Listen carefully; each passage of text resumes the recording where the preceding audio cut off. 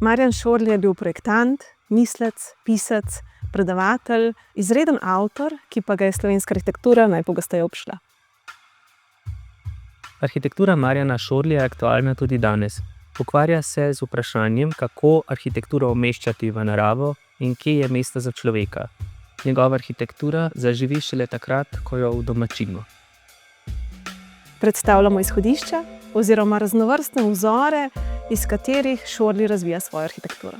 Kot lahko razberemo iz številnih skic in fotografij, njega izredno zanima ljudska arhitektura. Bodisi iz njegovega domačega kraja, iz okolja, iz Gorenjske ali pa iz ostalih jugoslovanskih republik.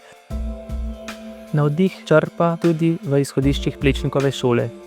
Tukaj je pomembna uporaba naravnih materialov, sintaksa elementov, kamna, lesa in kompozicija.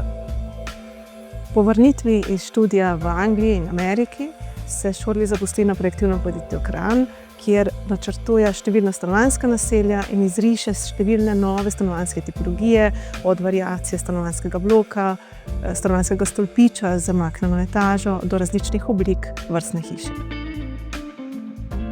Šorli je takoj po drugi svetovni vojni vključen v projekt obnove v vojni vihri razrušene domovine. Ukvarja se z vprašanjem, kako ljudem z minimalnimi gmotnimi sredstvi zagotoviti streho nad glavo. Te vzore išče v vernakularni arhitekturi, kako z malo narediti veliko, pa je pomembno tudi pri njegovih kasnejših projektih. Šorli je kot honorarni predavatelj na ljubljanski šoli za arhitekturo poučeval predmet Razvoj arhitekture 2. In v sklopu tega predmeta si je prizadeval, da ne bi šlo zgolj za neko naštevanje dejstev in učenje podatkov, ampak za študijo konceptov in pristopov, ki so črpali iz zgodovine arhitekture. Leta 1952 Šorli dobi štipendijo Združenih narodov za študijo arhitekture in urbanizma v Združenih državah Amerike in v Angliji.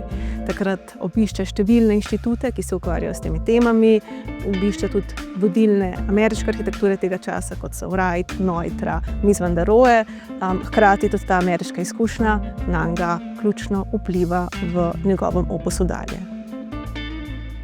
Šorli urbanizem Novega Kranja razume na način, da Novo mesto postavi ob bok staremu mestu. Staro mestno jedro postane polnovreden del novih ureditev z zelenim kanjonom ob reki Kokri. Leta 1958 se Marjan Šorli v Angliji sreča z delom ameriškega psihologa Johna Gibsona, na podlagi katerega zasnuje tudi svoj doktorat, ki ga nikdar ne konča. Ta doktorat nosi naslov Telesa, prostor, projekcije.